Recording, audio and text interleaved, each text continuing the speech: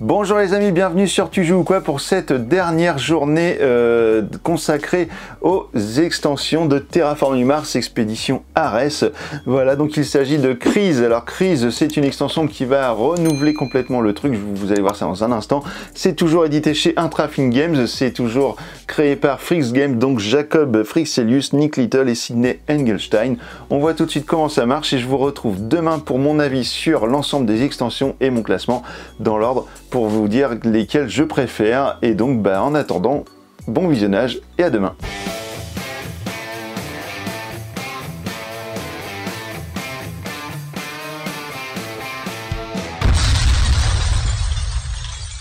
Voici le contenu de la troisième extension de Terraforming Mars Expédition Ares. Il s'agit de Crise.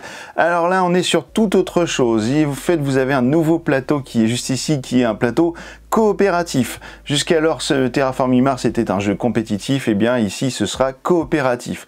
Alors c'était pas vraiment compétitif, c'était semi-coopératif, puisqu'en fait tout le monde travaillait pour la terraformation, mais évidemment il n'y avait qu'un vainqueur à la fin. Donc on était vraiment sur du semi-coop. Vous avez donc un nouveau plateau qui, lui, sera complètement coopératif. Vous avez des tuiles océan, vous avez des tuiles points, des tuiles crise, des cartes crise, des nouvelles corporations, des aides de jeu, des tuiles, ici je vais y revenir, des crises, un mode solo, pardon, un joueur fictif, des tuiles, des intercalaires et une nouvelle tuile spéciale pour la crise. Alors, en fait, le pitch de cette extension, c'est que vous avez déjà terraformé Mars depuis belle lurette et vous avez un astéroïde qui arrive et qui s'écrase sur Mars et qui crée pas mal de dégâts. Donc, en fait, vous allez devoir gérer cette crise et donc vous allez devoir réparer Mars, on va dire, réparer vos infrastructures et essayer de garder votre niveau d'oxygène, votre niveau de température et vos océans vraiment à fond, vu que ce sera la seule manière de gagner. Donc vous allez mettre tout votre niveau d'oxygène, de température à fond, vous allez mettre toutes les cartes océan, les tuiles océan côté océan. Alors ici ils ont évidemment deux côtés, puisqu'au fur et à mesure vous allez peut-être être obligé de les retourner. Donc alors vous avez les petits symboles de bonus qui sont sur les deux côtés, mais ils ne sont que pour information sur le côté orange, vous ne les toucherez que lorsqu'ils seront sur le côté bleu, lorsque vous les repasserez sur le côté bleu. Donc ça c'est une chose. Ensuite donc vous avez votre niveau d'oxygène et votre température qui vont baisser à cause de cartes crise qui sont juste ici. Et vous allez donc devoir essayer de gérer ça au mieux. Si vous jouez en solo, eh bien vous avez un paquet de crises solo, donc ce seront des phases, des cartes phases. Vous allez mélanger, à chaque fois vous allez en tirer deux, et vous allez choisir un côté ou l'autre qui vous arrange. Et donc vous allez faire les deux actions du joueur fictif solo, et ensuite vous allez choisir vous, votre propre carte de phase. Si c'est la même carte phase que vous choisissez, eh bien vous ne ferez qu'une seule fois l'action comme dans le jeu de base, mais par contre vous pouvez vous retrouver avec trois phases différentes, donc attention à bien gérer ça. Donc ça c'est pour le solo. Lorsque vous jouerez à deux joueurs, vous ferez l'ajout du joueur fictif, le joueur violet. Donc là, ce sont des cartes phase également, vous allez en tirer, donc les mélanger, vous allez en tirer une au hasard, donc la première du paquet, et vous allez donc appliquer l'effet de cette phase et chaque joueur va choisir une carte phase également. Si vous choisissez la même, vous en avez le droit, mais évidemment vous ne ferez qu'une seule fois la même action, donc vous ne pourrez pas faire deux fois l'action développement par exemple. À 4 joueurs, à partir de 3 et 4 joueurs, eh bien vous tirez une carte du joueur violet fictif, mais par contre vous ne pourrez pas jouer de carte phase équivalente à celle du joueur fictif, ce sera interdit. Alors comment ça va marcher la crise? Eh bien vous allez prendre des cartes en fait. Alors vous avez plusieurs niveaux, vous avez un niveau 0 qui est jouable au début, quand vous connaissez pas trop le jeu, vous allez prendre déjà ça, ce sera pas trop punitif, parce qu'évidemment plus vous allez monter, plus ça va être punitif. Ensuite vous avez un niveau 1, niveau 2, niveau 3, niveau 4 et niveau 5.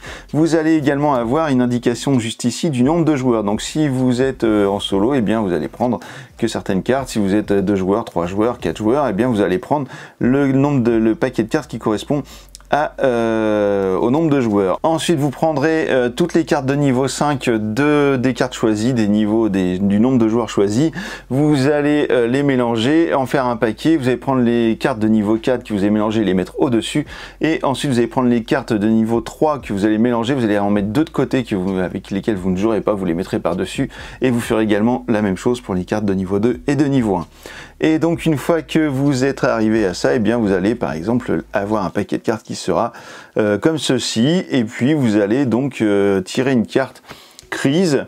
Et cette carte crise, eh bien, elle va avoir un effet immédiat. Donc, alors à chaque tour, eh bien, ça se passera comme ça. C'est-à-dire que vous allez faire l'étape de crise. Donc, vous mettez en jeu des jetons préjudice en fonction du niveau de vos paramètres. Alors les jetons préjudice, eh bien il s'agit de ces 3 jetons là, donc il y en a un pour l'oxygène, un pour l'océan, un pour la température.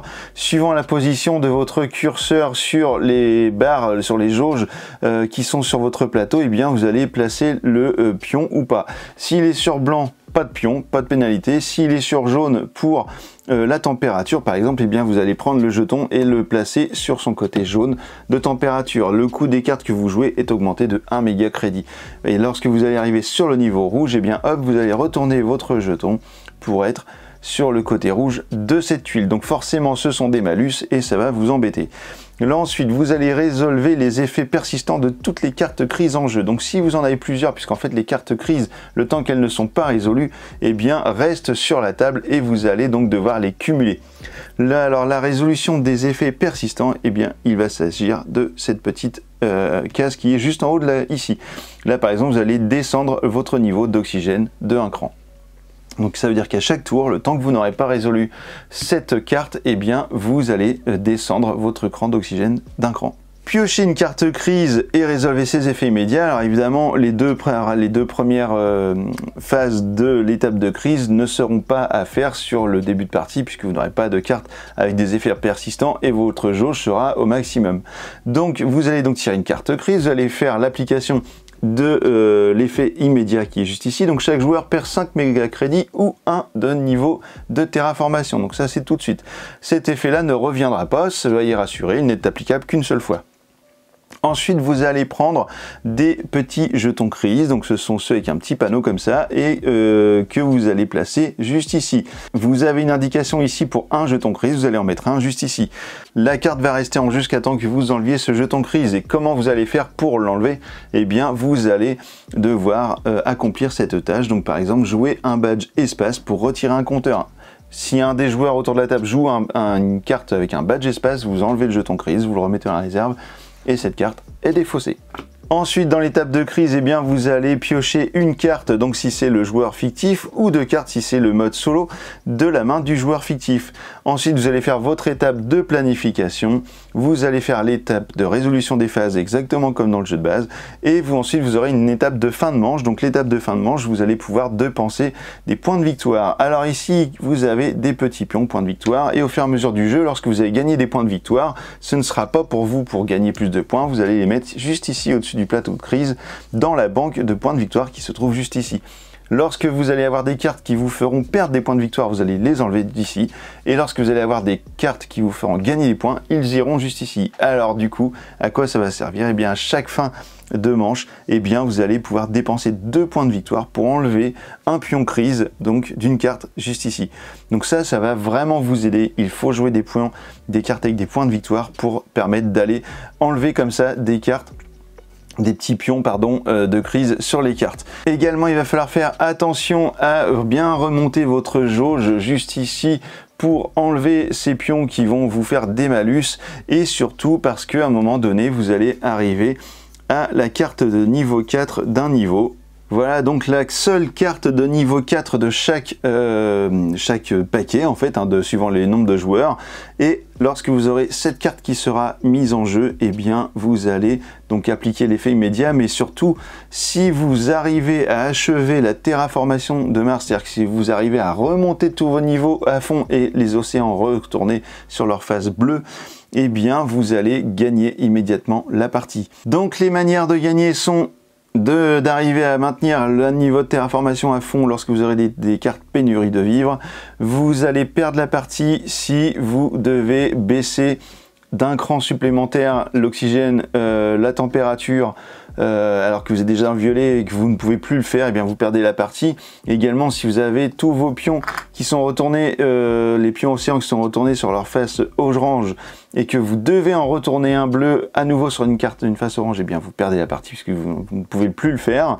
Vous allez également perdre la partie si l'un de vos cubes de température ou d'oxygène se trouve dans la partie violette et que vous, à l'étape au niveau de d'ailleurs même si votre jauge d'océan se trouve dans la partie violette et que à l'étape de fin de manche vous êtes toujours dans cette zone là, et bien vous perdez la partie. Voilà, il va falloir absolument remonter au moins dans le rouge pour pouvoir rester en jeu. Vous avez des nouvelles cartes corporation qui sont juste ici, et vous avez des aides de jeu qui sont juste ici. Alors attention, lorsque vous allez jouer à ce jeu, il y a certaines cartes du paquet, parce que là, vous allez mélanger donc toutes les cartes, il y a certaines cartes que vous ne pourrez pas jouer dans ce mode de jeu. Toutes les cartes de projet qui auront des conditions de température, d'oxygène ou de océan seront à écarter du jeu. Donc vous pouvez les laisser dedans et quand vous en trouvez une, vous la mettez de côté. Et voilà. Vous ne pourrez pas également jouer avec les cartes qui font référence à un objectif et vous serez obligé d'écarter les cartes suivantes qui sont inscrites ici. Technologie d'adaptation, biome préservé et conception spéciale. Voilà, vous savez tout maintenant sur Crise, voilà, qui est une extension qui est vraiment pour le coup bien complète. Et ben on se retrouve demain pour mon classement et mon avis sur toutes les extensions de Expédition Ares. Et puis d'ici là, et bien alors, tu joues quoi?